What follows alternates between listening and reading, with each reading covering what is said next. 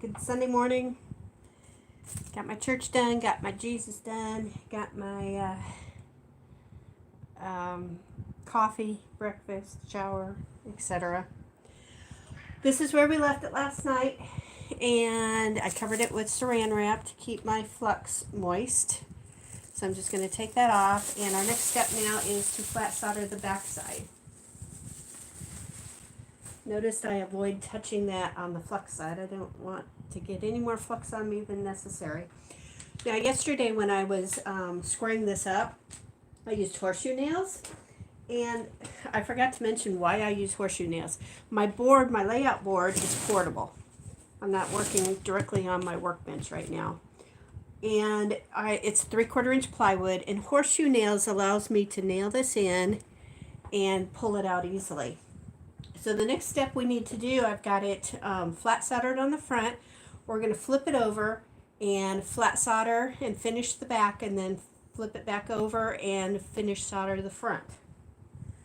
So I'm going to pull out these nails. They also pull out easily versus if I would have used a regular nail or a screw. I'd have to fight that a little bit more. Take my zinc out of the way. I'm going to remove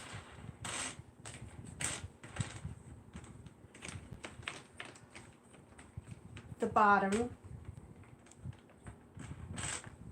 we go.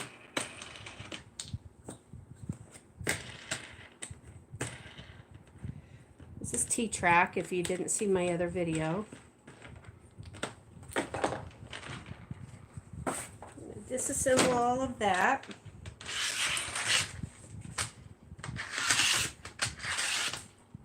This is the first time using this layout board like this, so I've got a couple modifications that I'm going to make.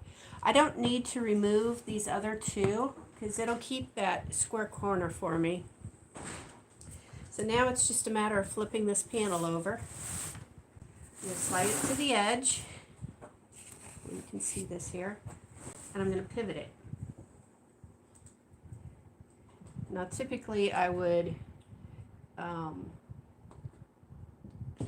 put it the other way, but for cameras reason and later on,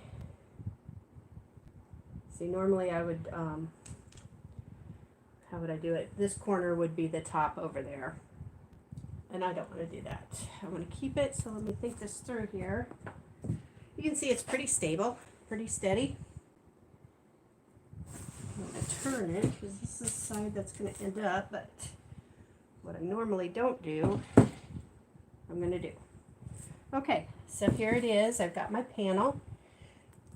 I'm going to again lower it, put it against the edge, and quickly and just let gravity catch it and slide it up. Hi. All right, I double checked. That corner is still square, which was actually this corner over here, so everything's looking good. I don't need to put my tracking back on. It's the size that it needs to be, so we're ready to start flat soldering this on the back side. The flat solder on the back side is where you need to finish filling up all the gaps here, and it's where you're going to have the most trouble soldering, because all of those air bubbles are going to be escaping. You're going to get all of that bubbling up happening on the back side. So I'm going to go ahead and I'm using gel flux. I've lost my, there it is. I know, I've seen that. No, it's a scratch, a score. I'm going to just flux pretty much everything. Again, stay away from the very edge, about 1/4 inch from the edge, because I've still got the zinc to put on, and if I solder all the way to the edge, I'm going to have to take that solder off so that I can get my zinc on. So for the next couple minutes, I'm just going to sit here and flux all of my lines, and to keep the video short, I'm going to kill the video and come back when I get ready to solder.